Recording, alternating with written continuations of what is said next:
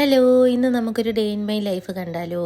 അത് ചേട്ടൻ ഓഫീസിൽ പോയപ്പോൾ ഉള്ള ഒരു ദിവസത്തെ വീഡിയോ ആണ് കേട്ടോ. ഞാൻ നേരത്തെ എടുത്ത് വെച്ചിട്ടുണ്ടായിരുന്നു, പക്ഷേ അപ്ലോഡ് ചെയ്യാൻ പറ്റിയില്ല.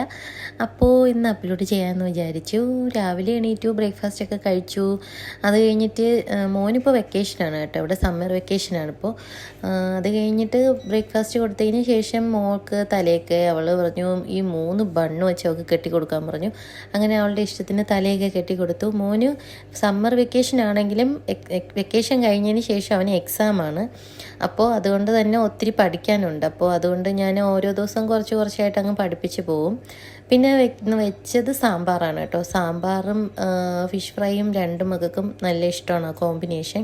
അപ്പോൾ ഇന്ന് സാമ്പാർ മിക്സ് ഇതുപോലെ നമുക്ക് ഇവിടുത്തെ ഷോപ്പിൽ സാമ്പാറിനുള്ള ഐറ്റംസ് എല്ലാം കൂടെ ഇങ്ങനെ വെച്ചിരിക്കും. അതുപോലെ അവിയലിനുള്ളതെല്ലാം മിക്സ് ചെയ്ത് ഇങ്ങനെ ചേർത്തിങ്ങനെ വെച്ചിരിക്കും. അപ്പോൾ എല്ലാം അത് എളുപ്പമാണ് വാങ്ങാൻ വേണ്ടിയിട്ട്. അപ്പം അതിൽ നിന്നൊരു മിക്സ് വാങ്ങിയിട്ടുണ്ടായിരുന്നു. ഞങ്ങളുടെ വീട്ടിനടുത്ത് ഗ്രാൻഡ് മാളിൽ ഇതുപോലത്തെ മിക്സ് ഇല്ല കേട്ടോ. ഞങ്ങൾ സഫാരി മാൾ മൊബൈലിൽ പോയപ്പോൾ ആണ് ഈ മിക്സ് വാങ്ങിയത്. അപ്പോൾ സാമ്പാർ വെച്ചു. സാമ്പാർ വെക്കുന്നതിൻ്റെ ഇടയ്ക്ക് മോൻ വന്നിട്ട് ഞാൻ പഠിക്കാൻ പറഞ്ഞ പോർഷൻസ് പഠിച്ച് പറയുമായിരുന്നു കേട്ടോ. പിന്നെ ഫിഷ് ഫിഷ് ഫ്രൈ ഇതെന്ത് ഫിഷാണ് എന്ന് എനിക്കറിയില്ല, പക്ഷേ ചൂര പോലെ ഇരിക്കും.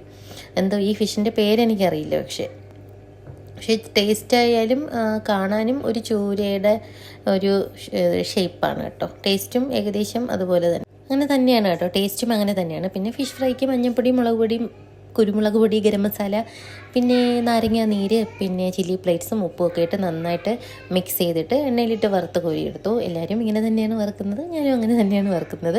നല്ല ഈസി അല്ലേ? പണ്ടൊക്കെ ഞാൻ വിചാരിച്ചു പാചകം എന്ന് പറയുന്നത് ഭയങ്കര ടാസ്ക്കാണ്, അങ്ങനെയാണ് ഇങ്ങനെയാണ് എന്നൊക്കെയാണ് ഞാൻ വിചാരിച്ചുകൊണ്ടിരുന്നത്. എനിക്ക് കുക്കിങ്ങും ഒട്ടും അറിയില്ലായിരുന്നു. പക്ഷേ നമ്മൾ ഒരു കാര്യം ചെയ്യുമ്പോൾ നമ്മളത് ചെയ്ത് വരുമ്പോൾ നമുക്ക് എല്ലാം ചെയ്യാൻ പറ്റും. പിന്നീട് നമുക്ക് ഒന്നും ഒരു റെസിപ്പി നോക്കേണ്ടി വരില്ല. നമുക്ക് തന്നെ ഒരു ഐഡിയ കിട്ടും. ഇങ്ങനെയൊക്കെയാണ് ചെയ്യേണ്ടത്, അങ്ങനെയൊക്കെയാണ് ചെയ്യേണ്ടത്, ഇത്ര അളവിൽ ചേർക്കണം എന്നൊക്കെ ഒരു ഐഡിയ കിട്ടും. അത് നേരത്തെ ഒന്നും എനിക്ക് അറിയില്ലായിരുന്നു. പക്ഷേ ഇപ്പം കുക്കിങ്ങൊക്കെ ഇപ്പം നന്നായിട്ട് അറിയാം. ഞാൻ ഈ ഗ്യാസിൽ എന്ത് വെച്ചാലും ഞാനിപ്പോൾ ഒരു കുക്ക് ചെയ്യാൻ ഒരു പാത്രം വെച്ചിട്ട് ഞാൻ അതിൻ്റെ ചുറ്റും നോക്കും. കണ്ടല്ലോ, എന്തെങ്കിലും ഒരു പൊടി ഉണ്ടെങ്കിൽ ഞാൻ അതിനെ തുടച്ച് കളയും. തുടച്ച് കളഞ്ഞിട്ട് ഞാനെടുത്ത് വെക്കും. അതെന്താണെന്നോ എൻ്റെ സ്വഭാവം അങ്ങനെയാണ്. ഞാൻ എന്തെങ്കിലും അവിടെ പൊടിയൊക്കെ കിടന്നാലും തീ കത്തിച്ച് വെച്ചിരുന്നാലും ഞാനത് തുടച്ചിട്ട് ഞാൻ പിന്നെ ബാക്കി പാചകം ചെയ്യും.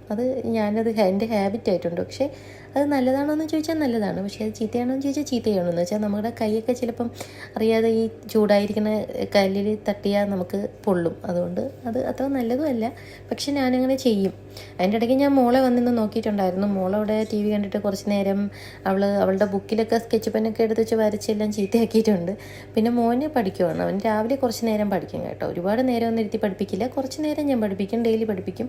അപ്പോൾ ഡെയിലി പഠിച്ച് വരുമ്പം ആ ഒരു ശീലം കിട്ടുമല്ലോ. അതുകൊണ്ട് ഡെയിലി കുറച്ച് പോർഷൻ വെച്ച് കവർ ചെയ്യിക്കും. ഫുൾ ഡേ അങ്ങനെ ഇന്ന് പഠിപ്പിക്കുകയൊന്നുമില്ല, കുറച്ച് നേരം പഠിപ്പിക്കും.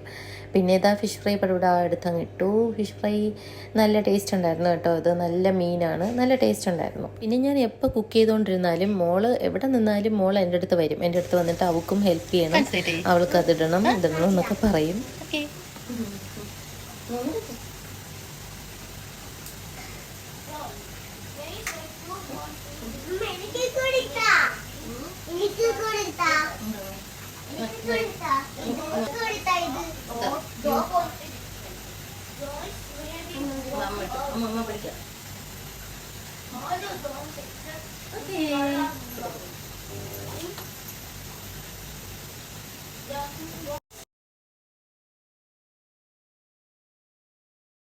കണ്ടല്ലോ, അവൾ എപ്പോൾ വന്നാലും അവൾക്ക് കറിവേപ്പില ഇടണം, അല്ലെങ്കിൽ എന്തെങ്കിലും ഉപ്പിടണം. ഇപ്പം പഞ്ചസാരയെങ്കിൽ പഞ്ചസാര ഇടണം, അങ്ങനെയൊക്കെ പറയും. പിന്നെ മോൻ്റെ പഠിത്തമൊക്കെ കഴിഞ്ഞ് ടൈമൊക്കെ കഴിഞ്ഞപ്പോൾ അവൻ വന്ന് അവനും ഒന്ന് ഹെൽപ്പ് ചെയ്യട്ടാ, മോള് ഹെൽപ്പ് ചെയ്യട്ടാന്ന് ചോദിച്ചപ്പോൾ അവനും കൊതി തോന്നി, അവനും ഹെൽപ്പ് ചെയ്യട്ടാന്ന് ചോദിച്ചു. പിന്നെ അവൻ എണ്ണ ഇങ്ങനെ തിളയ്ക്കുന്നതുകൊണ്ട് അവന് ചെറിയ പേടിയുണ്ട്. ചുമ്മാ ഒന്നിങ്ങനെ അവൻ ജസ്റ്റ് അവൾ ചെയ്ത് കണ്ടപ്പോൾ അവനും ഒരു കൊതി തോന്നി. അപ്പോൾ അവനും വന്നൊന്ന് ഫിഷിനെ ഒന്ന് ഇളക്കി മറിച്ചൊക്കെ ഇട്ടിട്ട് അവൻ പോയി.